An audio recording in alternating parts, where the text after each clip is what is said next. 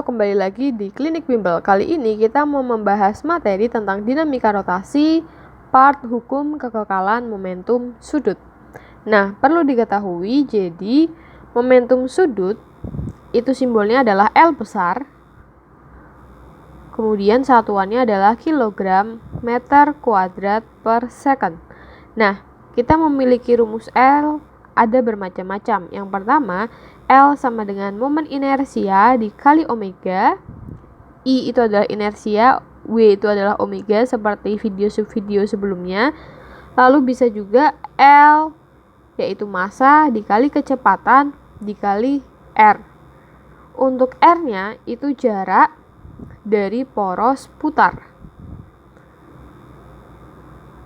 Hubungan antara V sama R itu harus tegak lurus terlebih dahulu agar bisa dimasukkan ke rumus ini.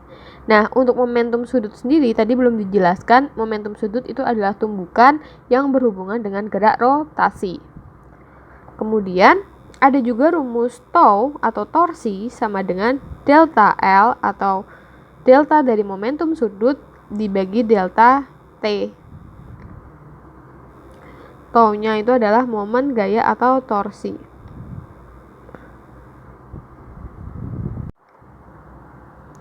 Soal pertama, di sini benda bermassa 2 kg bergerak melingkar dengan laju 10 meter per second, membentuk lintasan dengan jari-jari 1 meter. Yang ditanyakan itu adalah momentum sudut. Yang diketahui itu ada massa 2 kg, kemudian laju 10 meter per second, kemudian jari-jarinya adalah 1 meter. Yang ditanyakan itu adalah L. Maka di antara rumus-rumus ini yang bisa kita gunakan itu adalah L sama dengan M dikali V dikali R. Masanya adalah 2, V-nya adalah 10, R-nya adalah 1. Berarti nanti L didapatkan 20 kg meter persegi per second. Selanjutnya untuk soal nomor 2, jika diketahui fungsi momentum sudut LT sama dengan 2T pangkat 3 plus 5T plus 3, maka momen gaya yang terjadi pada saat 2 sekon adalah titik-titik. Nah, kalau diketahui soal seperti ini, yang pertama, kita kan punya rumusnya tau sama dengan delta L per delta T. Nah, delta L per delta T itu bisa juga diganti dengan turunan dari fungsi L. Nah, kalian masih ingat turunan? Jadi turunan itu T pangkat N. Kalau diturunkan itu menjadi pangkatnya dikali T, lalu pangkatnya dikurangi 1. Jadi kalau di sini ada 3T pangkat 3, maka 3 yang ini dikali pangkatnya yaitu 3, T 3 dikurangi 1. Jadi nanti hasilnya adalah 9T pangkat 2. Kalau kita punya 5T, maka nanti ketika diturunkan menjadi 5 aja. Kurang lebih seperti itu. Nanti mungkin lebih jelasnya di soal. Jadi, untuk menyelesaikan soal ini atau untuk mencari momen gaya atau tau-nya, berarti langkah pertama kita turunkan dulu dari fungsi LT. Nah, turunannya itu bisa ditulis dl per dt. Turunan itu bisa ditulis ini kan L ya, L aksen atau dl per dt. Karena dl-nya itu dari si L-nya ini, dt-nya itu dari variabelnya ini. Jadi nanti kalau variabelnya x itu berarti dl per dx gitu. Maka turunan dari fungsinya itu 2 dikali 3, T 3 dikurangi 1 ditambah 5 menjadi 6 T2 ditambah 5. Selanjutnya berarti tau sama dengan 6, T-nya kita tinggal masukkan saja 2 second ya, ditambah 5. Maka nanti didapatkan 24 ditambah 5 menjadi 29 Nm. Itu adalah tau. Selanjutnya kita membahas tentang hukum kekekalan momentum sudut. Hukum kekekalan momentum sudut itu kita simbolkan kita simbolkan L sama dengan L aksen. L-nya kita jabarkan dengan rumus I dikali omega sama dengan I aksen dikali omega aksen. Nah, momentum sudut ini terjadi ketika ada tumbukan atau gangguan dari luar yang menyebabkan terjadinya perubahan dari omeganya atau kecepatan sudutnya. Biasanya terjadi kasusnya itu bola diam, yang satu bertumbukan nanti menjadi satu dan lain sebagainya. Atau ada juga yang penari balet, tangannya tadinya merentang berubah menjadi ditekuk. Nah, itu akan menyebabkan perubahan kecepatan sudut. Nah, itu juga menggunakan kekekalan momentum sudut. Selanjutnya untuk soal nomor 3, sebuah cakra memiliki momen inersia I1 10 km persegi berputar dengan kecepatan sudut omega 1 20 radian per second. Kemudian ada cakram kedua, mula-mulanya diam dengan momen inersia 5 km persegi. Digabungkan pada sumbu yang sama dengan cakram pertama. Maka kecepatan kedua cakram sekarang adalah titik-titik. Oke, jadi yang pertama, cakram pertama itu I-nya adalah 10, kemudian omega 1-nya adalah 20, kemudian untuk cakram kedua inersinya adalah 5 kilo, omega 2-nya itu adalah 0 karena dia diam, maka kita bisa menggunakan kekekalan momentum sudut L sama dengan L aksen. Jadi kan ceritanya digabungkan ya menjadi satu ya.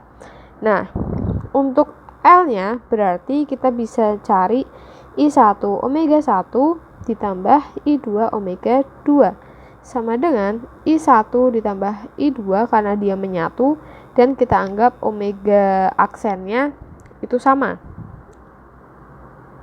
antara benda 1 dengan benda 2. Maka I1-nya adalah 10, omega 1-nya adalah 20 ditambah I2-nya adalah 5, omega 2-nya adalah 0, sama dengan 15 omega aksen. Maka menjadi 200 dibagi 15 sama dengan omega aksen. Nah, jadi nanti kecepatan sudut kedua cakram sekarang itu adalah 200 dibagi 15. Satuannya apa? Satuannya adalah radian per second. Selanjutnya untuk soal nomor 3, sebuah silinder pejal bermassa 100 gram, kita tulis dulu massa 100 gram, massa 1 ya, memiliki jari-jari 25 cm, 0,25 meter. Kita bagi 100 biar jadi meter. Mula-mula berputar dengan kecepatan sudut omega 1 6 radian per second. Tiba-tiba seekor serangga, oke sebentar kita gambarkan dulu silinder pejal tiba-tiba berputar ya. Lalu tiba-tiba serangga kita anggap M2 100 gram hinggap tepat di pinggir silinder. Berarti di sini itu si serangga. Omega 2-nya berarti 0. Kenapa? Karena si serangga ini tidak bergerak berputar, ya kan? Dan dia juga cuma hinggap aja. Jadi omega 2-nya itu 0. Lalu yang ditanyakan kecepatan silinder pejal setelah dihinggapi serangga.